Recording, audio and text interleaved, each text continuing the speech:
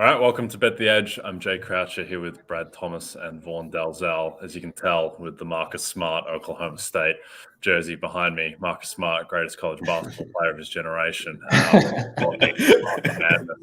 today. Brad, let's start with you. What did you make of yesterday?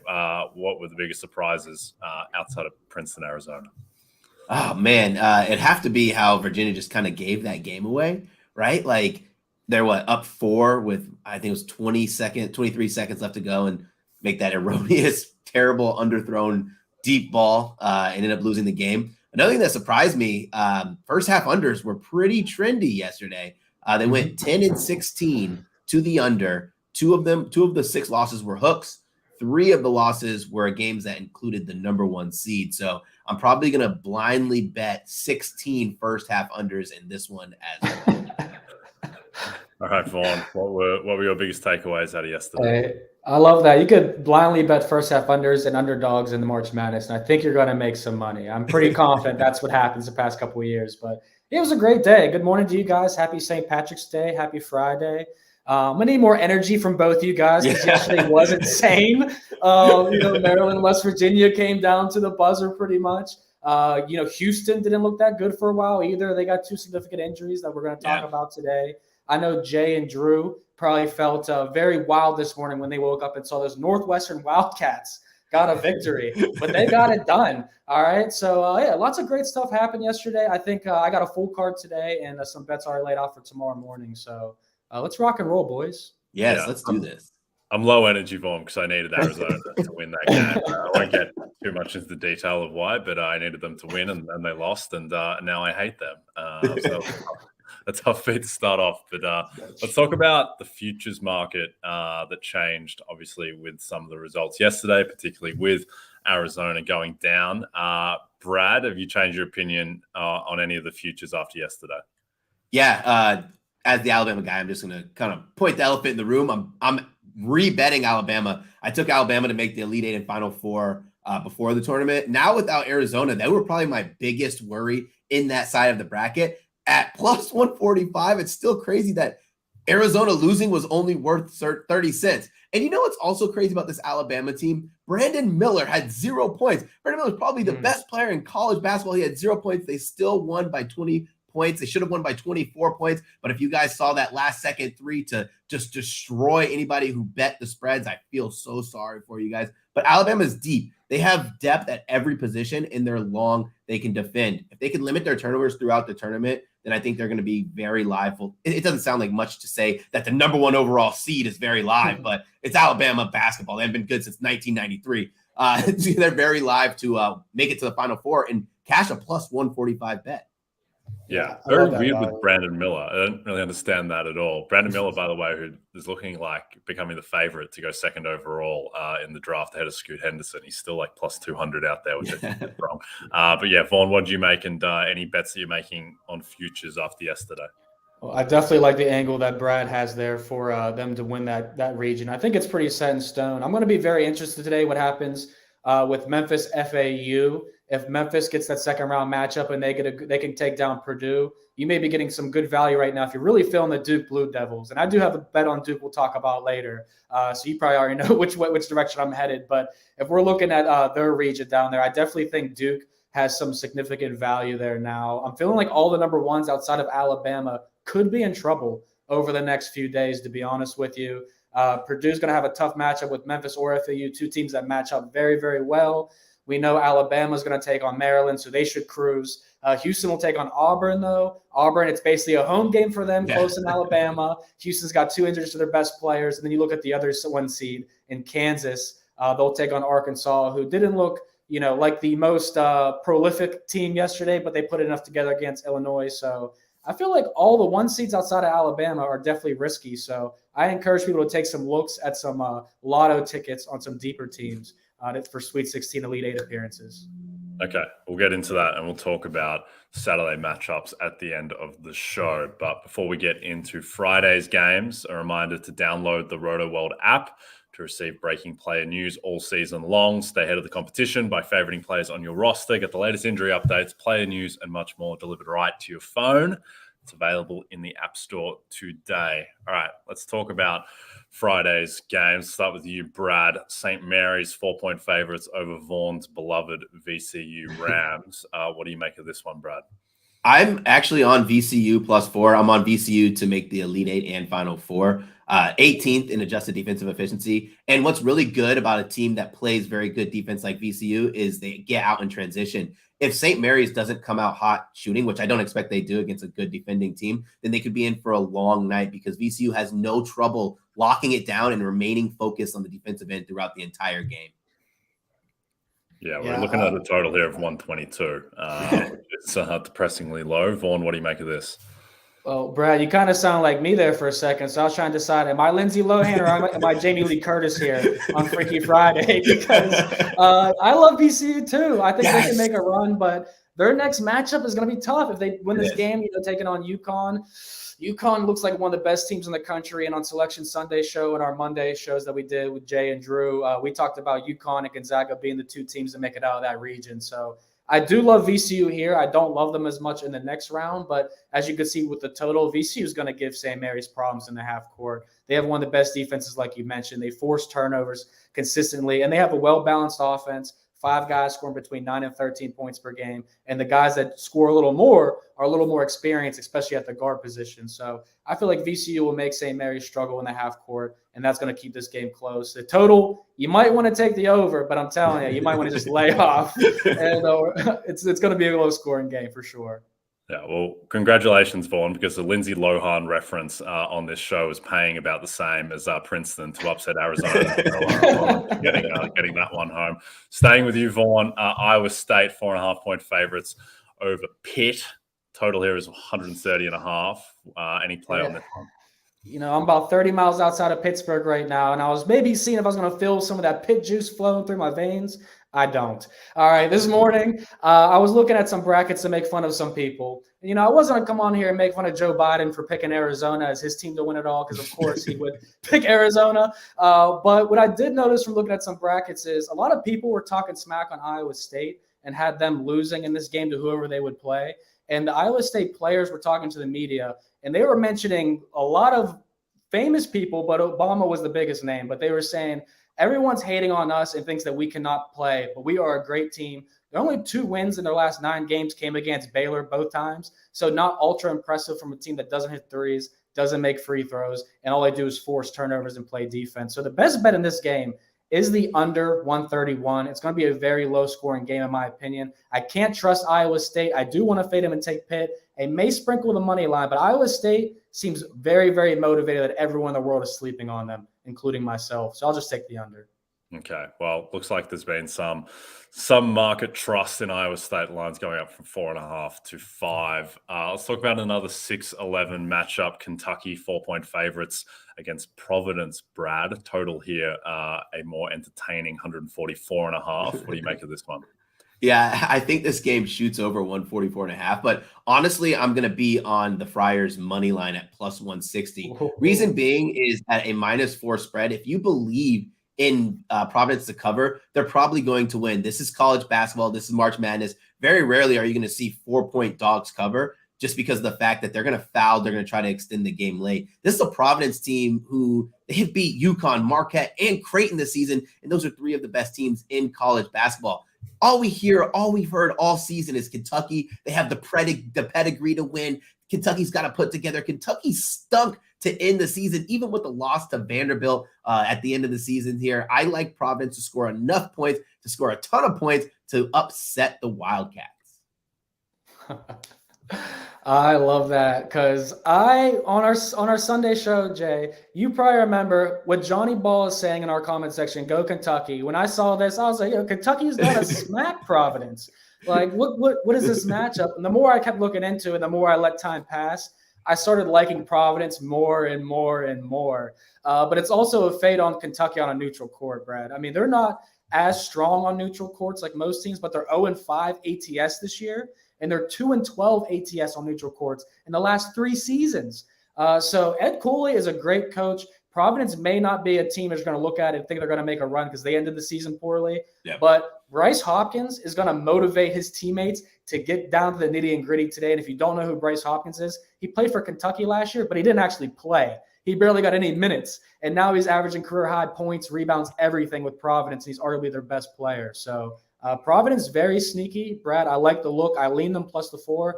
I might play the money line now because you talked. Let's get it. Let's get it. Let's go into some of the later games tonight. Start off with Memphis against FAU, 9:20 p.m. Tip for this one, Memphis 2-point favorites, total 153. Brad, any interest in Florida Atlantic at plus 115?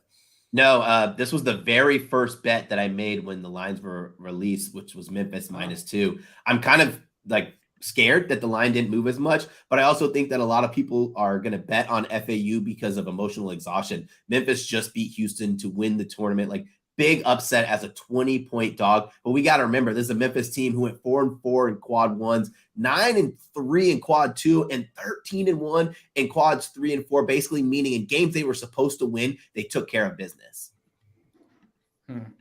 This is a tough one for me, Jay. You might have a stronger opinion than me because I'm so up in the air. I could flip a coin on who's going to win this game, to be honest. I want Memphis to win because of how they did beat Houston. You see the potential that Penny Hardaway's team's starting to have here, not with all the drama they had last year with guys like Imani Bates and Jalen Duren, but now you have a team like Kendrick Davis at the guard position, a team that can really play around each other. So I lean Memphis, but honestly, I think this could be a trap game on the total. I lean towards the under. They got a bunch of tall guys. FAU is a 7'1" center. These teams could really slow each other down, and one of these teams I feel like is going to let America down. So I do lean the under. I probably won't play this game unless I get a better live bet. Jay, do you have a strong opinion? Are you rocking with the Memphis Tigers? The strength of my opinion on this game is softer than what Arizona showed the world yesterday. So no opinion for me. I do think that if I had to make a play, it would probably be Memphis -2, riding with Brad. But yeah, I don't have the strongest opinion on this one. What about Vaughn, Indiana, 4-point favorites against Kent State? The total is 140.5. The best plays in this game, I feel like, are going to be player props. Sincere Carey and Jackson Davis of Indiana. I feel like these two guys are going to put up 20-point bombshells, if not more than that. Trace Jackson Davis has been outstanding. I did a number 1 through 10 player ranking, and I want to apologize publicly to Jalen Pickett for not putting him at 9 or 10 because he definitely deserved to be there after how he's been playing. But Trace Jackson Davis has double 17 out of 33 times this year, scored 20-plus points 16 times and 30 or more 5 times. So he's a great bet, and Sincere Carey for Kent State has been really carrying this team consistently, especially in big games. He takes 20 or more shots per game quite often, and he's a guy that has that pop-off ability. And, March, you need a player that's a veteran that has the pop-off ability that can go get you those 20, 25, 30 points when you need them at most. So if you're in the player prop market, Sincere Carey and Trace Jackson Davis take their overs. No real opinion on the winner of this game, but I don't trust any Big Ten team except Northwestern, Jay. So I lean Kent State. What do you think, Brad? Vaughn, listen, I'm all over Trace Jackson Davis points.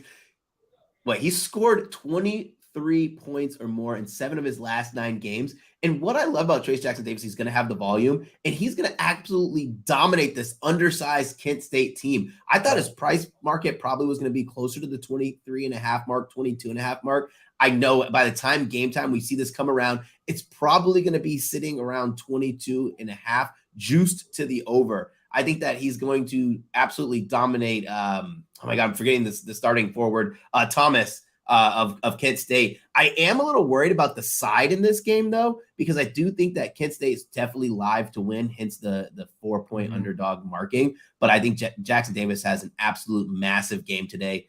Man, I'm excited. This was one of the second bets that I played. I was excited to talk about it on the show because he's such a stud. And I think that a lot of casual basketball fans, like guys who don't watch a ton of college basketball, they don't know who he is. He's going to show out this tournament if they can make a run. They're only making a run if he shows out, basically.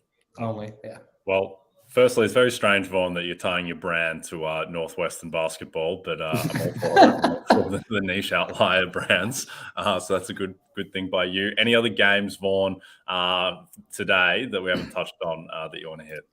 Yeah, my best bet so far, my favorite bet, I should say, of the tournament. We've already played one. We hit Auburn yesterday, but my favorite bet was Gonzaga minus 13.5. It's now at the 15.5 against Grand Canyon. Lay those points. Grand Canyon is not going to be able to keep up with Gonzaga. They played 4 top 100 teams. They played 7, lost 4 times. In those 4 losses, they've averaged 55 points per game. You know that's nowhere near enough if you lose to Gonzaga and you're still trying to cover a spread.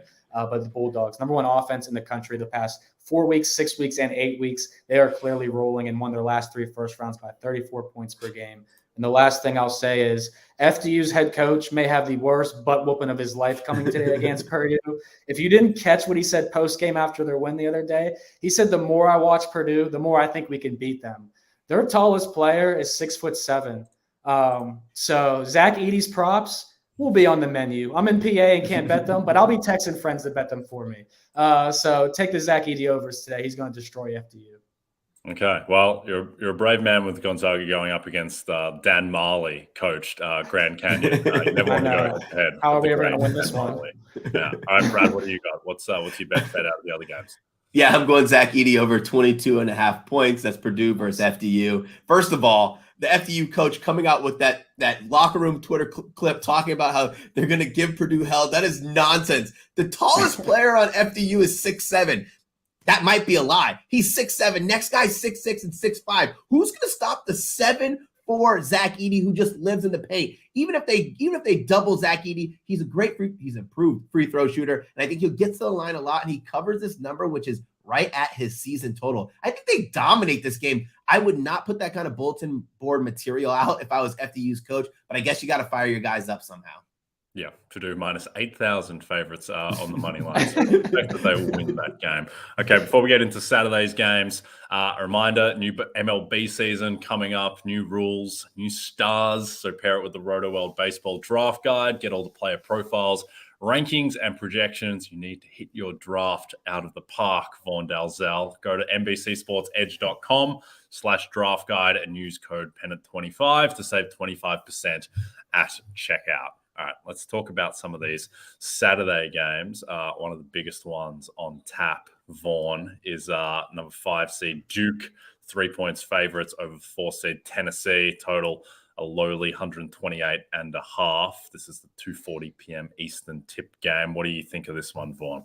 Yeah, I'm fading your Vols, Jay, because I'm branding the Tennessee Vols to you from months ago still. I'm going to continue to make you take this team. But Duke is going to smack them, in my opinion. This is minus 170 on PointsBet right now, which is actually blowing my mind right now because before we filmed, it was out to minus 150. I saw on DraftKings and FanDuel, and I got it overnight at minus 138 odds, and I saw 135s out there also. So this is moving in the Blue Devils' direction, which it should be because they're one of the 10 best teams in the country over the past month, and they're playing outstanding. They destroyed Oral Roberts out the gate, but really it's the Blue Devils defense that's making the difference.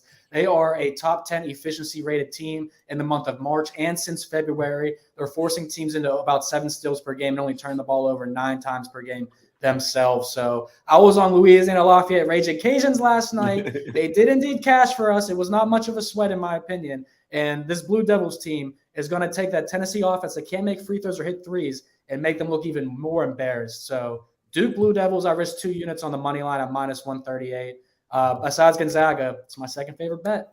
Hey, dude, I love when we line up because I'm on Duke as well. I don't think Tennessee is all that great. Tennessee's had a couple of big wins, one over Alabama where, yeah, I think they were in good situations playing on home court, neutral site. I also think this is a great coming out party for Jeremy Roach. Had a career high 23 points, 10 more than his season average. I expect guys on this Duke team who've kind of gone under noticed, under talked about since the middle of the season just because their expectations were so high, lofty expectations start the season because how much talent they have. Now you're seeing their talent finally come together. They've had a great stretch of games over the last month. I expect them to continue and probably dismantle Tennessee. Yeah. Okay, Brad, let's talk about Houston, Auburn. Auburn, a team that's been getting a lot of love in the market. Houston, I think there is a little bit of skepticism now. They are only 5.5 point favorites against the 9-seeded Auburn, total 131.5. What do you think here, Brad? This one was a tough one for me, right? Because I wanted to think was the number right? Was 5.5 correct? Like if it would have been somewhere close to 9.5, which probably if they were healthy, it would be, I'd probably be on Auburn, especially with this game being played in Birmingham. But I don't think Auburn's a good team. I bet on Auburn over Iowa because I didn't think Iowa was a good team. Iowa was such a team that was reliant on the three-point shot, and they were not shooting threes well this game. I think Houston's defensive prowess should be able to stifle Auburn. And even being banged up, now this is going to be another game where they have to play shorthanded. They're going to have to get it together, but as any true number one seed does, except for Virginia, they handle teams in the first and second round, and I think this is going to happen in this game against Auburn as well. I'm going to disagree. I'm going to be on the opposite side here and take the Auburn Tigers. I think the crowd advantage is going to help them, but I really think Houston's two best players not being 100% is detrimental. Marcus Sasser only played 14 minutes last game. He didn't come back in the second half. Jamal Shedd did play 36 minutes, but he obviously didn't look that great with his knee. And he had 6 turnovers as opposed to 6 assists, too. So Northern Kentucky, I mean, you can't get any worse from 3. 5 of 33 from 3 against them. Auburn's definitely going to shoot a little better than that. But what I really like about Auburn is, and why I like them against Iowa, too, is Auburn has one of the 10 best three-point defenses in the country, allowing 28%. Houston's right there with them. So this is going to be a game where both teams are going to struggle. It's going to be more about athleticism and hustle. And Houston has really, really struggled on the offensive boards. They rank 144th defensive rebounding. Auburn's 51st offensive rebounding. And when you look at what happened last game, Northern Kentucky grabbed 18 offensive rebounds and Memphis had 9. So I'm looking at what Auburn does pretty well with their athleticism and their grind. And I'm thinking that they keep this game close. So I played the 6.5 last night, down to 5.5 now. Still good in my book. And I did sprinkle the money line. Like I said, Houston, Kansas, Purdue. I think these teams are going to struggle a little bit in the second round. Purdue won't struggle against FDU. But if they get Memphis or Atlantic, you'll see some flaws come to life because these teams, all their guards are young or injured. And that's going to matter in March. Okay. Well, I hate it when you guys disagree. Maybe you can have a little side bet for the show. But all right, head to head there. Maybe we can find some consensus on surging Texas team with 5.5-point favorites, Brad, against the 10 seed Penn State. Totals 140.5. 7:45 p.m. Eastern tip for this one tomorrow. What do you make of this one, Brad? This one was, when the draw came out, it was kind of frustrating because I wanted to bet Penn State to go deep after that miraculous cover they had against Purdue. I don't know if anybody was on that but me. I took them plus 7.5 and took them plus 10.5 live. I had no business covering either, and they covered both. They actually made it a game. But one thing that this Penn State team struggles with is length inside, and they struggle defensively. They're not even in the top 100 in defensive efficiency. They're going against a Texas team who's both in the top 10, top 20 in offensive efficiency and defensive efficiency, and they're going to lock down Penn State. I was really mad because I have a Texas outright future, but I wanted to bet Penn State to make the Sweet 16. It's not going to happen. I think Texas wins this game. I'm not sure if they blow them out, but 5.5 doesn't seem like too much for them to cover. So I'm going to take the Longhorns minus 5.5. Yeah, I got Texas to win it all too, Brad. So I really want the Longhorns to win here. But, you know, anything could happen in March, as we know. Yeah. I think Penn State could keep this close enough to cover a 5.5 or a 6. But at the same time, I'm looking at early splits. And I know early splits don't matter as much, but it's also giving me an idea what everyone else is thinking. I'm seeing numbers between 80 and 90% of the bets on Penn State already to cover this number. So everyone's really on the Penn State train with how they've been playing lately. And you can't really blame them because Jalen Pickett is really carrying the squad. But what you said about them is their defense around that 100th mark. They're 95th overall entering today. They don't force turnovers and they don't offensive rebound. And versus Texas, I think that could be an issue. So I do think Texas will win this game. I'll put them in my money line parlays, but because I have them winning it all, but I don't think I want to play anything on the spread or the total, to be honest, Jay. So we'll just, Matthew McConaughey Longhorn it up, but that's it. Okay, Matthew McConaughey Longhorn it up indeed. All right, Vaughn, staying with you. Any other favorite bets out of games we haven't touched on for Saturday? Yeah, let's go Furman, San Diego State. So we had a good day yesterday with both these teams. We were on the under 141 with San Diego State. We were on Furman's under, lost that, but we also played Furman plus a 5.5 in the money line, cashed those. So we're going to run back to the under with San Diego State and Furman. We're going to go under 138 down to 136.5. San Diego State is now playing a team that matches up better with them when it comes to tempo and efficiency ratings on defense. So Charleston was 29th and 31st in offense tempo and overall tempo. And you saw that game. They got held to 57 points. San Diego State had to cross the country and play in an early time zone. So that was another first half under, which Brad probably cashed. I'm looking at this one, a similar situation where it's a better matchup to be a low-scoring game. Furman plays 330th defensive tempo, and both teams really good at defending the three. San Diego State 6th in the country, Furman 97th, holding opponents at 32.7%. This number is just a little too high in my opinion. So it's going to be another boring game. Take the under. Okay, the under on SDSU Furman. I like it. Brad, what's your best bet from Saturday? I'm going to the Alabama game, and I'm actually backing an under. It is going to be Julian Reese, under 11.5 points. The money's going on the over because he had an impressive performance last game. Cool. I'm totally fine with that. I want to get this to plus money. Alabama defensively has been great. Where they struggle, I guess you would say, would be defending the three. We know Reese is not going to take any threes. He's a terrible, terrible, terrible free throw shooter. Awkward form. I don't expect him to do anything against Noah Clowney, almost 7 foot right there, and Charles Bediako, 7-footer, two guys who are playing lockdown defense. And Alabama's last 3 games to end the season, they held Mississippi State 49 points. They held Missouri 61 points and Texas A&M 63 points. And that's a Texas A&M team who could score points. I think they're going to shut him down. I want to just kind of throw some bonus bets in. The lines aren't out yet, but lines I'm going to be looking for, I'll put them on my Twitter page. Javon Quinterly over points, rebounds, and assists, and Marcus Sears over 2.5 threes. It was plus money last night. I don't think we're going to see plus money again, but I still think we'll see something around -110, -115. Okay, take a look out for that. My best bet for the next couple of days, which is one that our comrade Drew Dinsick, he promised me. He also promised Utah State was going to the Sweet 16 and they lost. So. This is a promise that he will keep, and that's that Drake will cover +3 today against Miami. That's what we're all on. That is the squad ride. Okay, and, squad ride. I said, Drew Dinsick said it can't lose. So Drake +3, guys.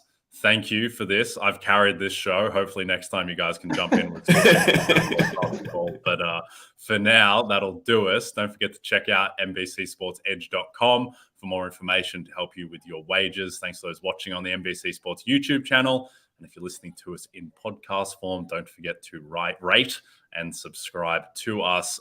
From Jay Croucher, Brad Thomas, Vaughn Dalzell, Marcus Smart. Have a great weekend.